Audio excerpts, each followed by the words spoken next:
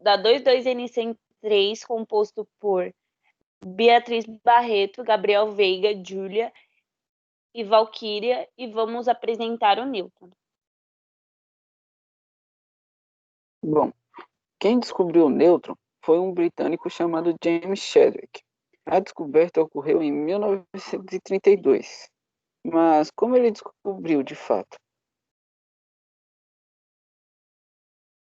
Bom, apesar de que quem descobriu o nêutron foi Chadwick, o experimento inicial foi de Ernest Rutherford, em 1920, onde ele desenvolveu um modelo atômico, e nesse modelo atômico ele bombardeou uma fina lâmina de ouro com partículas alfas. Nessa época foi quando foi descoberto as partículas alfas, e as partículas alfas podiam atravessar basicamente tudo. Porém, ele percebeu que algumas partículas desviavam seu caminho. E foi aí que ele chegou numa conclusão não muito concreta, porque tinha algo meio errado nisso. Ele chegou a essa conclusão com a seguinte equação.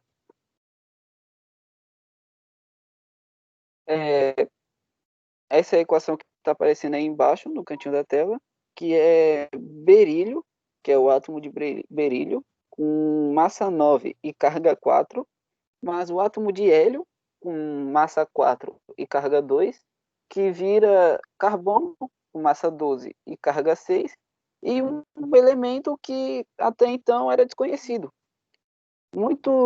Alguns cientistas que vieram depois acreditavam que aquela partícula era fótons gamas ou raio-x.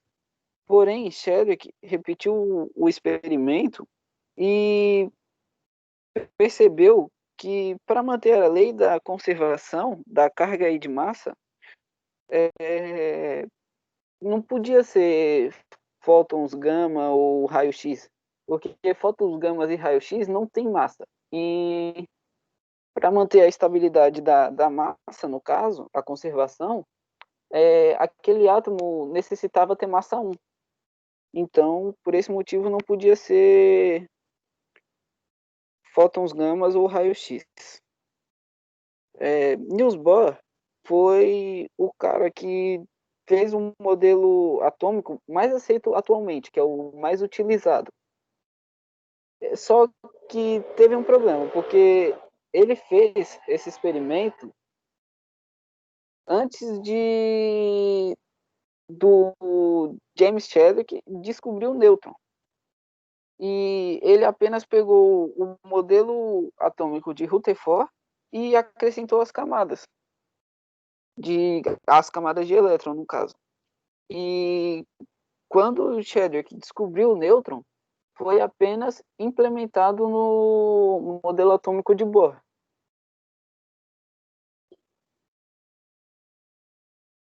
Em seus experimentos, Chadwick percebeu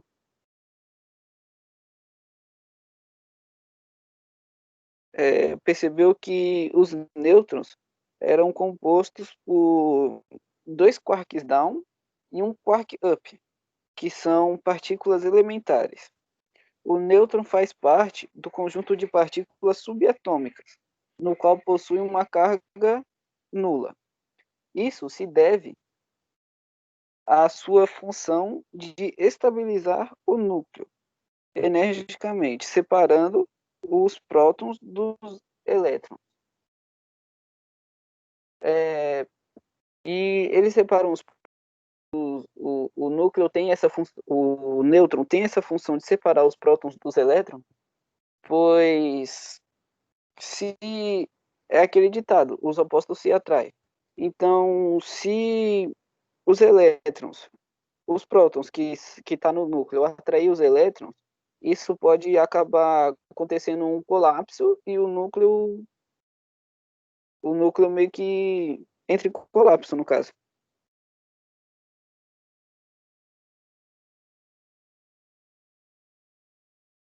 Como calcular? Bem, para calcular é extremamente simples. Você só precisa saber o número atômico e o número da massa. E isso sempre é dado na tabela periódica. O número atômico ele é representado pela letra D e o número da massa é representado pela letra A. Bom, podemos exemplificar isso com um cálcio, por exemplo, que é um elemento que está na tabela periódica e o número da massa dele é 40 e o número atômico é 20. Aí a gente meio que joga isso na formulinha, que é A igual a Z mais N, e a gente percebe que o nêutron no cálcio, no caso, tem 20 nêutrons.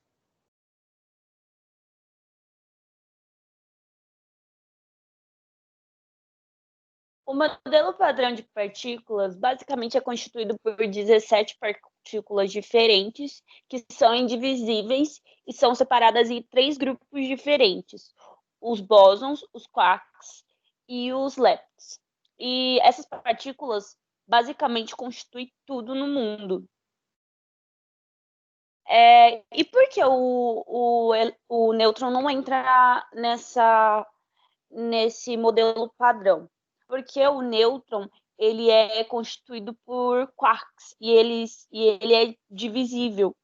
Então, ele não é uma partícula fundamental e esses quarks têm dois down. O down é 1/3, então 2 down, que é negativo, constitui 2/3, e o up é 2/3. Então, dá, somando, né, entre aspas, né, porque vai subtrair, subtraindo vai dar 0, que é a carga do nêutron, que é nêutron.